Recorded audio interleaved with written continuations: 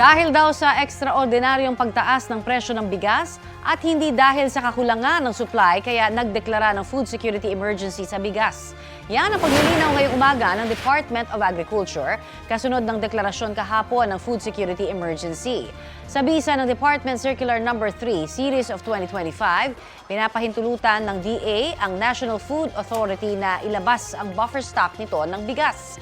Ibibenta yan sa mga lokal na pamahalaan at government agencies. 150,000 metric tons na bigas ang nakatakdang ilabas ng NFA sa loob ng 6 na buwan pero posible pang mabago. Depende po yan sa magiging haba ng implementasyon ng food security emergency. Sa press conference kanina ng DA, sinabing ibebenta ang buffer stock ng NFA sa mga LGU sa halagang 33 pesos kada kilo na inaasahang ibebenta naman sa publiko sa halagang 35 pesos kada kilo. Hinihintay pa raw ng NFA ang sagot ng mga LGU na gustong kumuha ng bigas. Depende pa raw ito kung gaano karami ang magiging monthly allocation kada lugar. Patay ang isang binatilyong rider matapos sumemplang at magulungan ng isang 16-wheeler sa Antipolo, Rizal. Balitang hatid ni EJ Gomez. Nagkalat ang dugo rito sa Circumferential Road, Barangay San Roque sa Antipolo City kung saan nadisgrasya ang 16 anyos na lalaking rider pasado alas 10 kagabi. Patay ang biktima matapos magulungan umano ng 16-wheeler. Ayon sa saksi, matulin ang takbo ng motorsiklo. Bakas din sa kalsada ang paggasgas ng motorsiklo. Medyo mabilis po siya eh. Tapos nung pagkalampas niya po, nag-umpisa po siya mag-wiggle sa daan eh. Hanggang sa nasemplang siya, yun, naghiwalay po yung motor saka yung katawan niya, napunta po sa kabilang lane eh. Yun po, bigla siya nadaanan ng truck sa bandang likod na po ng gulong. Nakasuot ng helmet ang biktima, pero sa lakas ng impact, dead on the spot ang binatilyo. Kwento pa ng saksi, ilang metro pa raw ang itinakbo ng truck bago niya napara at nasabihan ng driver tungkol sa aksidente. Ayon sa driver, hindi niya napansin na pumailalim pala sa minamaneho niyang truck ang nakasalubong niyang sumemplang na motorsiklo. Umiwas pa nga ako, ma'am. Ang alam ko, hindi ko nasagi. Yun pala tumama. Pakita ko, palusong siya, bumaliktad siya, kaya nag-rolling-rolling, pumunta sa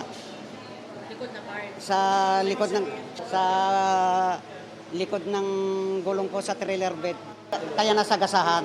Galing daw sa Pasig ang truck na kargado ng mahigit 30 tonelada ng mais na i-deliver sana sa Teresa, Rizal. Sa investigasyon ng pulisya, walang lisensya ang nasawing rider na residente ng Barangay Santa Ana sa Taytay.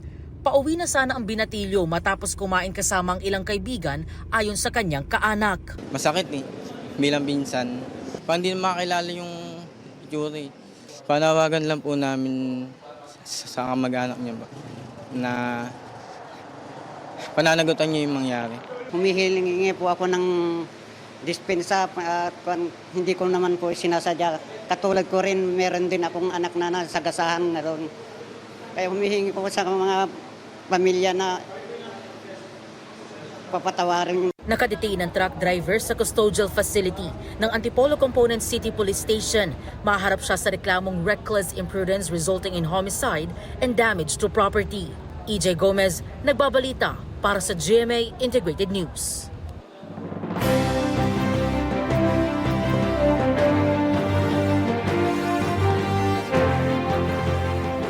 "97 days bago mag-eleksyon 2025, 572 na po ang mga naarestong lumabag sa election gun ban.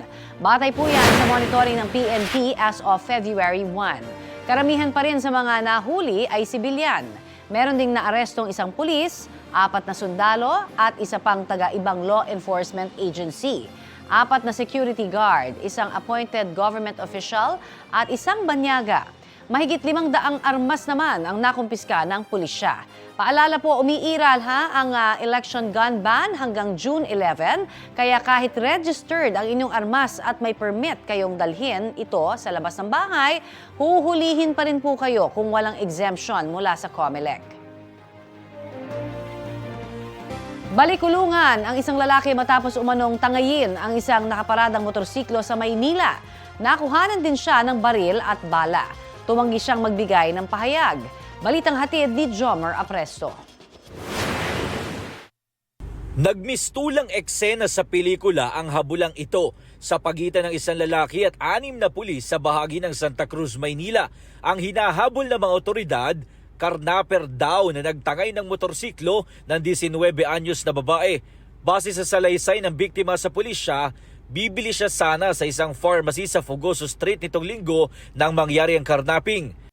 Yung biktima po natin, naiwan yung susi sa motor. Nung papasok pa lang siya, naalala na niya agad, wala pala yung susi niya.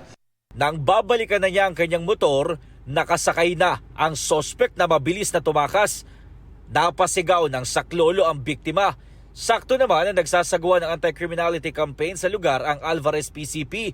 Agad nilang nabawi ang motorsiklo mula sa sospek na nakatakbo pa papalayo. Tumagal ng 5 minuto ang habulan hanggang sa ma-corner na siya ng mga otoridad at ilang residente sa bahagi ng P. Guevara Street. Nakuha sa sospek ang isang caliber 38 na revolver na walang mga dokumento at kargado ng bala. Base sa investigasyon ng pulisya, dati nang nakulong ang sospek dahil sa iba't ibang kaso, kabilang na ang illegal na droga. Posible rin umanong sangkot siya sa gun for hire service o sa gun running activities. Maaari pong ginagawa rin nila to na mangangarnap muna o makakuha ng mga pagkakataon na ganyan. Tapos yung gagamitin nilang motor, gagamitin din nila sa iba pang krimen.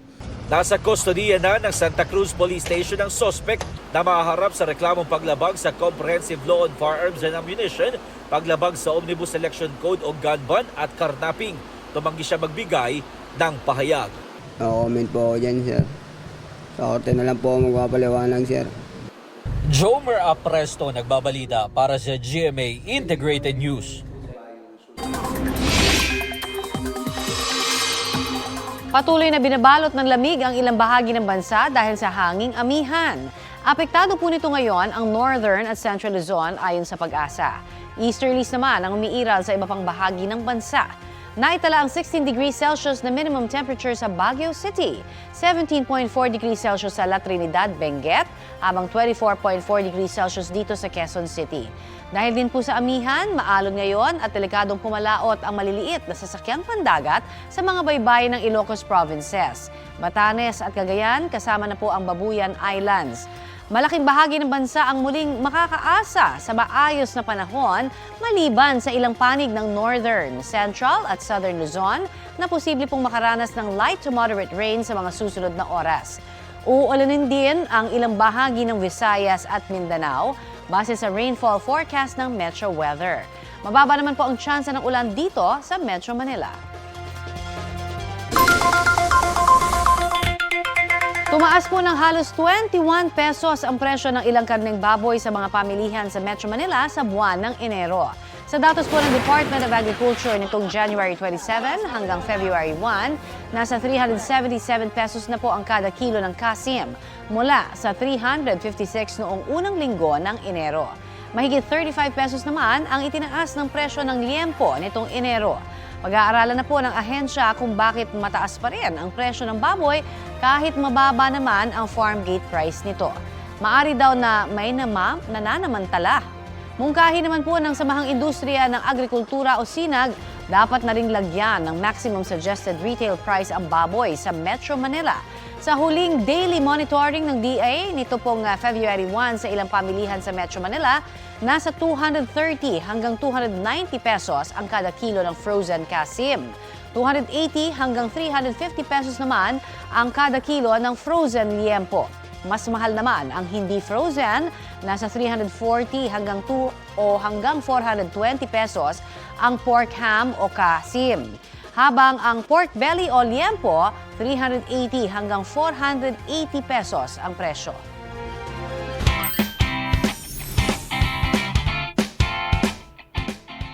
Overall champion ang Team Pilipinas sa 2025 IWWF Asia and Oceania Cable Wakeboard and Wake Skate Championship sa Pampanga. Mula sa age bracket na over 40 hanggang sa under 14, wagi ang mga Pinoy. Panalo po ng halos 20 medalya ang Pilipinas. Kabilang dyan ang 5 gold, 7 silver at 6 na bronze. Ginanap po yan nitong January 24 hanggang 26 sa Angeles City. Good job, Team Philippines!